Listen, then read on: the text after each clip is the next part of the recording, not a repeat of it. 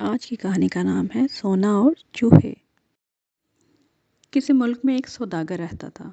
वो बहुत दयानतदार, मेहनती, शरीफ था। दूसरों की इज्जत करता था। लोग भी इसकी इज्जत करते थे। माशरे में इसकी इज्जत का मुकाम था। एक दफ़ा सौदागर को अपने कारोबार के सिलसिले में किसी दूसरे मुल्क जाना पड़ा। इसके पास काफ़ी मकदार में सोना जमा था, जिसे वो अकेले घर में छोड़कर ना जा सकता था। सौदागर ने सोचा, क्यों ना सोना अपने दोस्त के पास अमानत रखवा दूँ।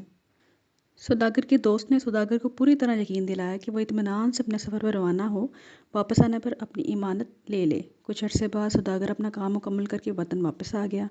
एक दिन वो अपने दोस्त को मिलने गया और बातों में सोने का जिक्र किया। दोस्त सोने के जिक्र पर अफसुर्दा हो गया और बहुत दुख भरे लहजे में कहने लगा, मुझे अफसोस है कि आपका सोना चूहे खा गए हैं, इसलिए मैं आपकी अमानत वापस नहीं कर सकता।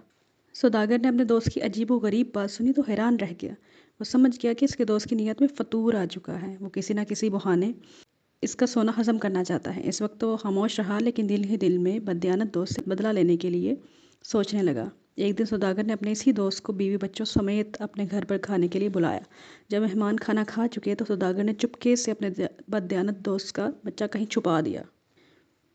थोड़ी देर के बाद बददियानत दोस्त को अपने बच्चे की फ़िक्र लाहक हो गई तो सौदागर से बच्चे के बारे में दरियाफ्त करने लगा। सौदागर कहने लगा, अभी भी आप मैंने देखा है, तुम्हारे बच्चे को एक चील उठा कर ले जा रही थी। सौदागर सौदागर बददियानत दोस्त की तरफ हैरान होकर देखने लगा। कोई चील बच्चे को कैसे उठा कर ले जा सकती है? सौदागर ने भी इसी लहजे में जवाब दिया, जिस तरह शहर में चूहे सोना खा सकते हैं, वहाँ चीलें भी बच्चों को उठा कर ले जा सकती हैं। सौदागर का दोस्त ये सुनकर बहुत शर्मिंदा हुआ। वो समझ गया सौदागर ने अपने सोने का बदला ले लिया।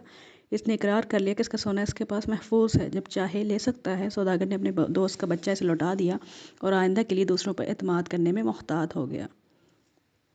देखा दोस्तों, इसको कहते हैं जैसा करोगे वैसा भरोगे।